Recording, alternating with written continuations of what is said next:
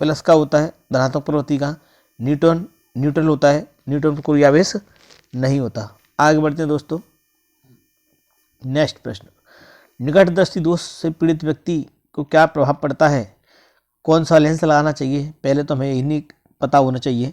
निकट दृष्टि दोष में तो मैंने आप लोगों को बता रखा है, निकट के लिए या तो आप चिन्हों से जो शब्द है उनसे दिखा सकते हैं, जिसमें अधिक अक्षर उसमें अधिक बार, जैसे निकट तो इसमें होगा अवतल।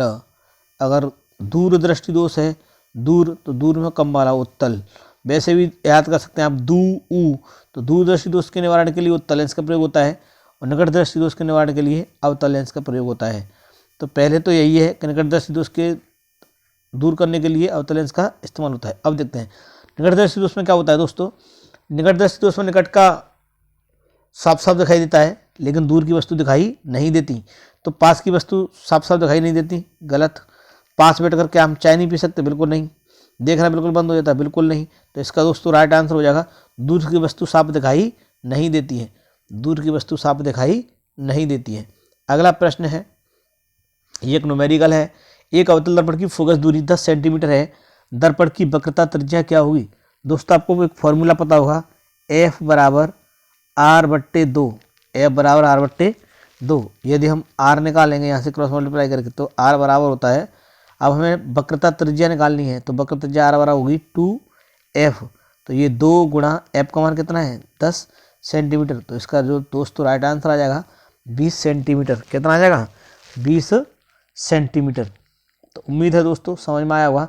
F क्या है? यहाँ पे फोकस दूरी है, R क्या है? वक्रता त्रिज्या। आगे देखें नेक्स्ट क्वेश्चन।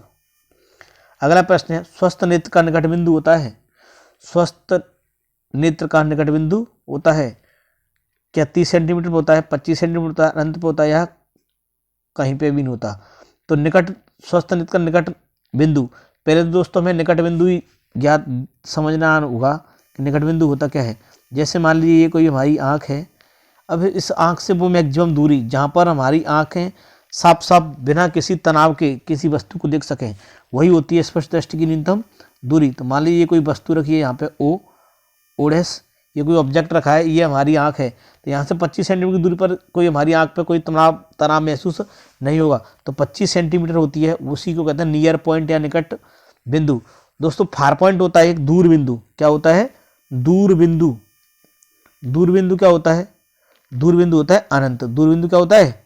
अनंत। ये है आपका फार पॉइंट। क्या है? फार पॉइंट, दूर बिंदु। तो दोस्तों इस क्वेश्चन का राइट आंसर हो जाएगा स्वस्थ नेत्र का निकट बिंदु होता है 25 सेंटीमीटर की दूरी पर। कितनी पे? 25 सेंटीमीटर की दूरी पर। अगला प्रश्न है दोस्तों, जो आपका मॉडल पेपर है इसका हम फर्स्ट पार्ट कर रहे हैं फिजिक्स का। फिजिक्स के 7 जो क्वेश्चन है वो मल्टीपल चॉइस हैं। जो 20 प्रश्न आपके मल्टीपल चॉइस आने हैं उनमें से 7 फिजिक्स के हैं, 7 बायोलॉजी के आएंगे आपके, और 6 प्रश्न आपके केमिस्ट्री के आएंगे। तो जिस प्रकार बोर्ड का पैटर्न है सेम प्रतिदर्श प्रश्न पत्र के आधार पर हम आगे बढ़ रहे हैं।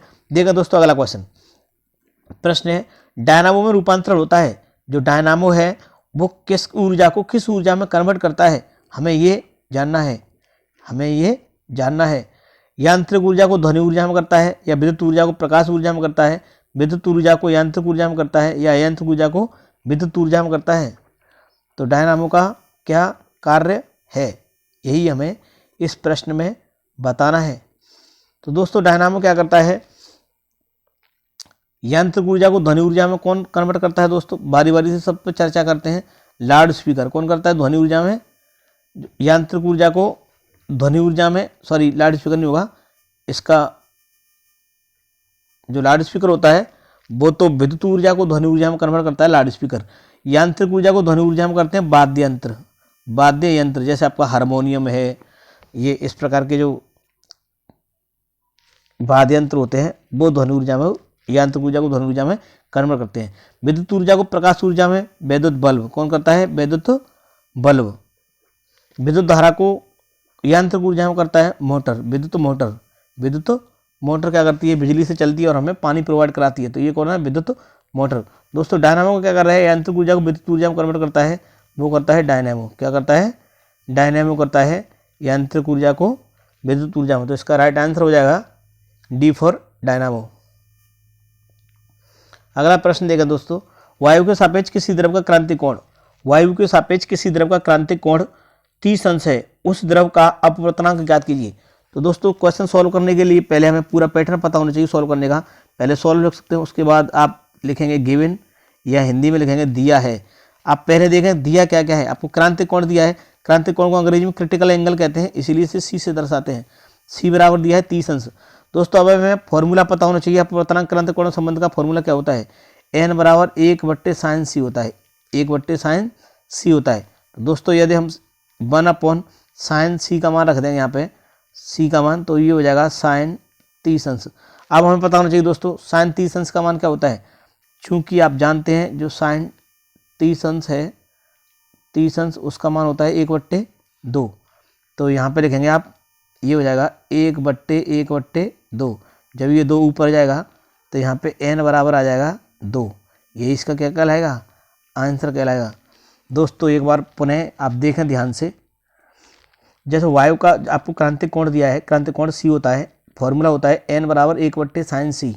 अब 1/sin 30 अंश लिखेंगे, यहाँ पे जब 30 अंश का मान रखेंगे, 30 अंश का मान होता है 1/2, तो 1/1/2, तो जो 2 होगा वो कहाँ चला जाएगा? ऊपर चला जाएगा। तो इसका अपवर्तनांक क्या होता है? 2 हो जाएगा। कितना हो जाएगा? 2। तो इसका राइट आंसर हो जाएगा 2। उम्मीद है दोस्तों प्रश्न समझ में आया होगा। अगला प्रश्न देखें आप, वायु से 1.50 अपवर्तनांक की कांच की प्लेट में प्रवेश करता है। प्रकाश वायु से 1.5 अपवर्तनांक की कांच की प्लेट में प्रवेश करता है। कांच में प्रकाश की चाल कितनी है? वायु में प्रकाश की चाल इतनी है। ये 4 प्रश्न देगा, 4 नंबर आपको देगा। एक छोटा सा सिंपल सा प्रश्न है, 2-4 बातें आपको याद रखनी है बस। पहले अपवर्तनांक दिया है दोस्तों हमें, तो पहले वही प्रोसीजर अपनाएंगे गिवन वाला। गिवन हमें ये अपवर्तनांक कैसे दर्शाते हैं? एन से दर्शाते हैं। एन दिया है 1.5 दिया है। आगे दोस्तों हमें दिया है सी का मान, ये क्या है? प्रकाश में निर्वात की चाल 3 × 10⁸ मीटर प्रति सेकंड होती है। दोस्तों फॉर्मूला हमारे पास होता है n बराबर c/v, n बराबर c/v, और हमें निकालनी है कांच में प्रकाश की चाल। तो दोस्तों ये हो जाएगा V बराबर C बट्टे N, V बराबर C बट्टे N। तो ये C का मान कितना है आपका 3 गुणा 10 की घात 8 बट्टे 1.50 बट्टे 1.50 हो जाएगा। ये आपका 8 है, 1.5 से 1.5 दूनी कितने होते हैं 3 होते हैं। तो दोस्तों इसका जो V बराबर जो आंसर आ जाएगा 2 गुणा 10 की घात 8 मीटर प्रति सेकंड। That's your answer. दोस्तों वन सेकेंड एक बार फिर सुने। N का मान दिया है 1.50 दिया है, C का मान 3 गुणा 10 की घात 8 मीटर पर सेकंड दिया है। फॉर्मूला होता है N बराबर C बट्टे V, N बराबर C बट्टे V। तो जब हम C का मान रखेंगे 3 गुणा 10 की घात 8,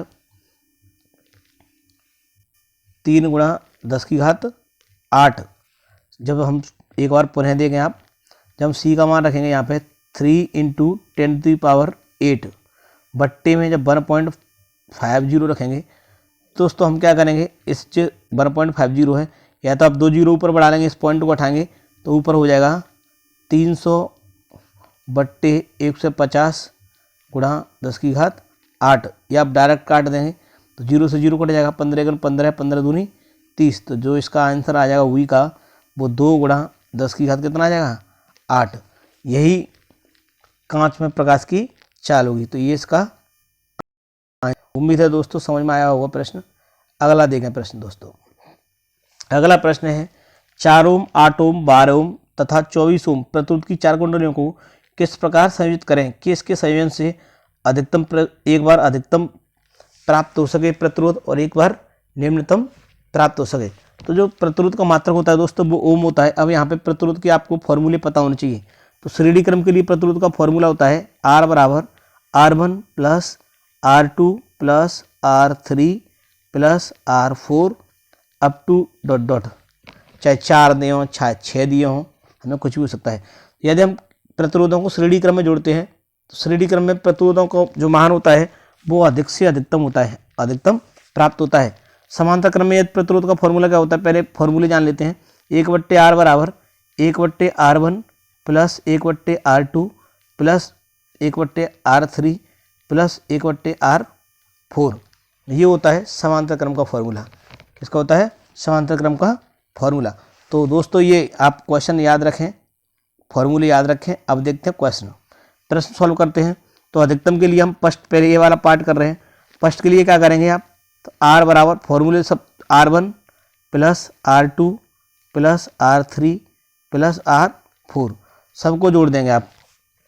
12 और 8 कितने हो जाएंगे 20, 20 और 4 24, 24 24 48। तो इसका जो राइट आंसर आएगा 48 ओम। पहले का आ जाएगा 48 ओम, 48 ओम। दोबारा से फिर सुने दोस्तों कि जो ये आपका 4 अधिकतम प्रतिरोध निकालने के लिए हमें क्या करना पड़ेगा, समस्त प्रतिरोधों को जोड़ना पड़ेगा। फॉर्मूला होता है हमारा R बराबर R1 plus R2 plus R3 plus R4।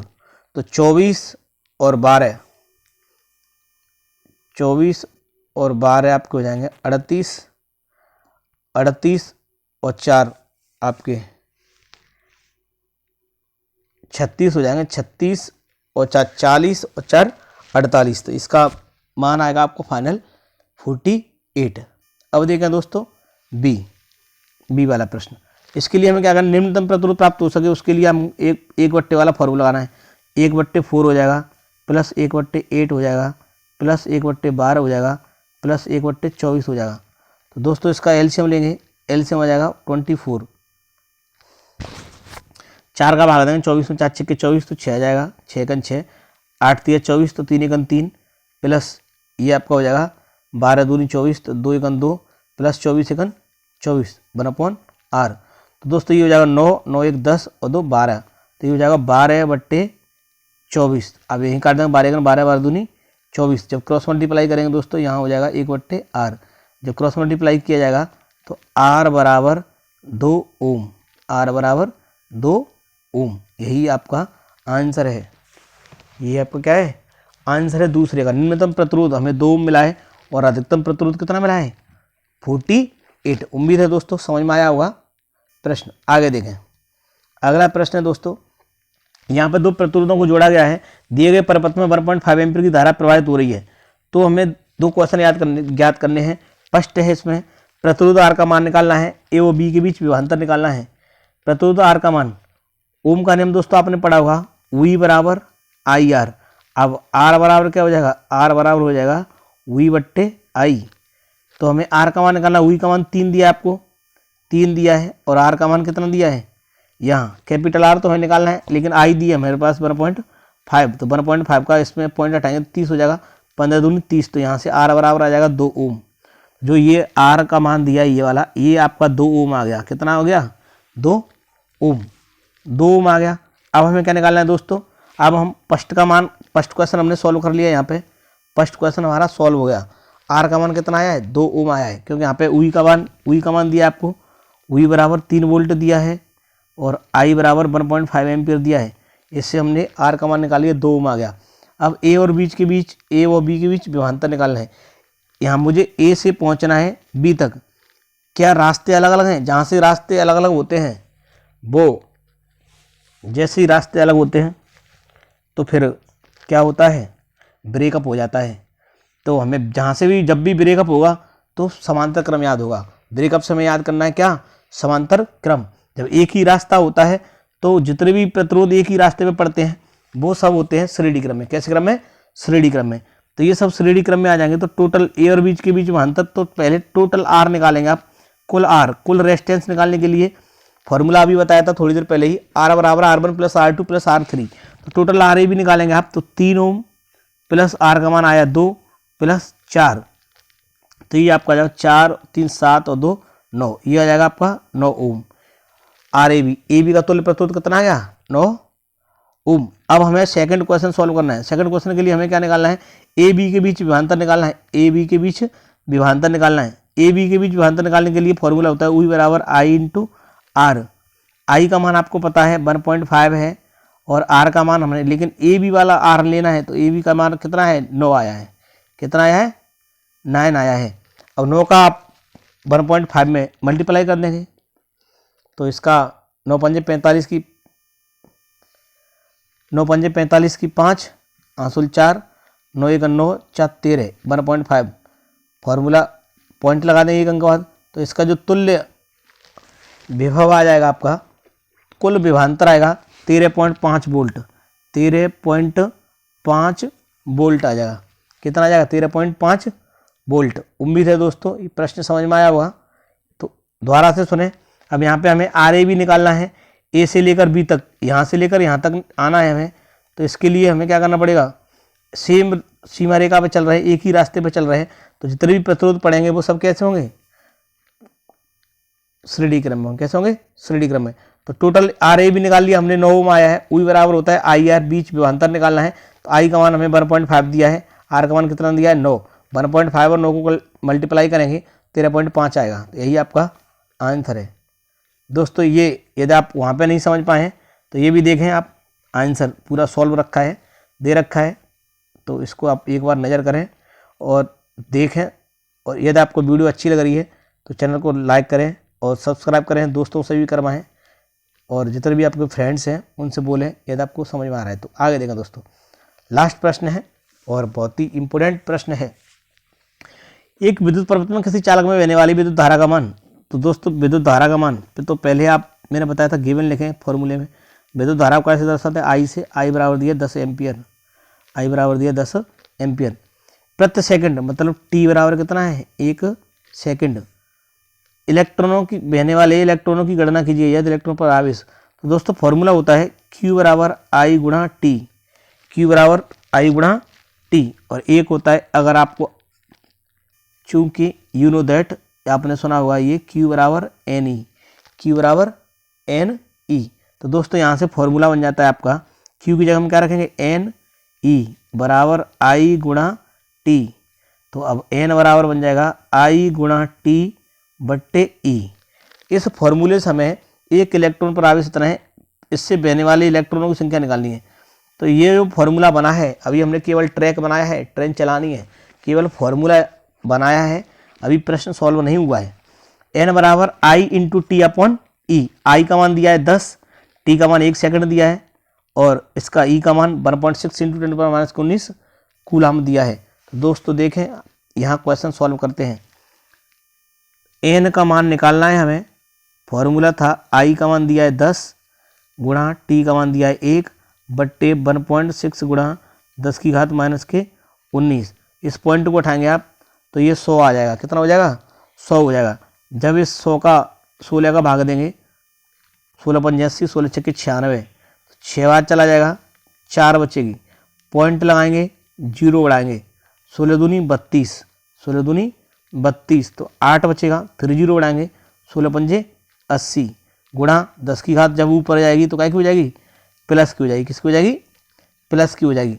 तो दोस्तों इतना ही इलेक्ट्रॉन इसका आंसर आएगा। इसका आंसर आ जाएगा 6.25 इंटू 10⁻19 इलेक्ट्रॉन, क्योंकि घात अब 19 माइनस का था लेकिन ऊपर जाएगा तो क्या का हो जाएगा? प्लस का। तो दोस्तों उम्मीद है आपकी समझ में मॉडल पेपर बहुत अच्छे से आया होगा।